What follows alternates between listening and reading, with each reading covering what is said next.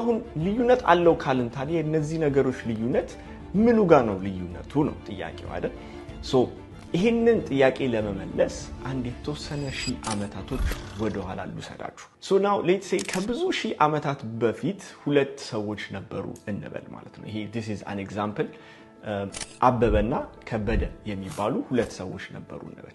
now አበበ የሚባለው ግለሰብ ማደን በጣም ጎበዝ ነው።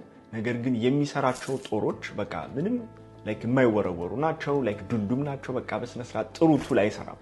ከበደ on the other hand ደግሞ የሚሰራቸው ጦሎች በጣም ሻርፕ ነው፣ ላይት ናቸው፣ ለማደን ይመቻሉ። ነገር ግን ማደን አይችልም፣ በቃ ቶሎ ይደክመዋል፣ ጥንካሬ የለውም የመሳሰሉ ነገሮች ነው። እነዚህ ሁለት ሰዎች ለአደን በሚወጡበት ሰዓት ላይ ለየብቻቸው ስትራግል ያደርጋሉ አይደል? አበበ የሚቸገረው ምንድነው? ጦር ነው።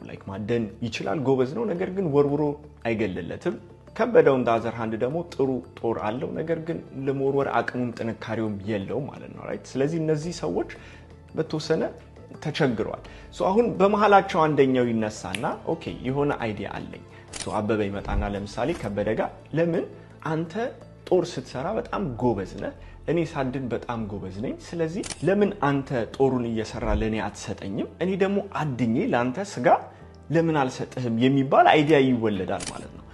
ይሄንን የመጀመሪያው የገንዘብ ስቴጅ የምንለው ነው which is barter stage የምንለው ማለት ነው። barter stage ምንድነው? እኔ ጋር የሆነ ፕሮዳክት አለ ወይም የሆነ ሰርቪስ አለ፣ አንድ ሰው ጋር ደግሞ የሆነ ፕሮዳክት የሆነ ሰርቪስ አለ።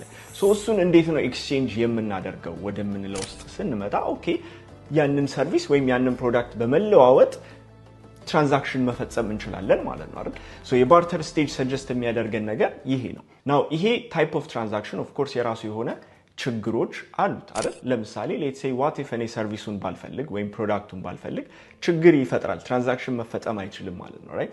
ስለዚህ ለምሳሌ የቅድሙ ኤግዛምፕል ላይ ስንመለስ አበበ እንደለመደው ሊያድን ወደ ከበደ ቤት በነጋታው ሲሄድ ከበደ ጦር ሰርቶ አልጠበቀውም። እንዴ ጦርስ ሲለው አይ እኔ ዛሬ ስጋ አልፈለኩም ስለዚህ ጦር አልሰራውልህም ይለዋል ማለት ነው right? ትራንዛክሽን ለማድረግ በጣም ከበደ ማለት ነው right?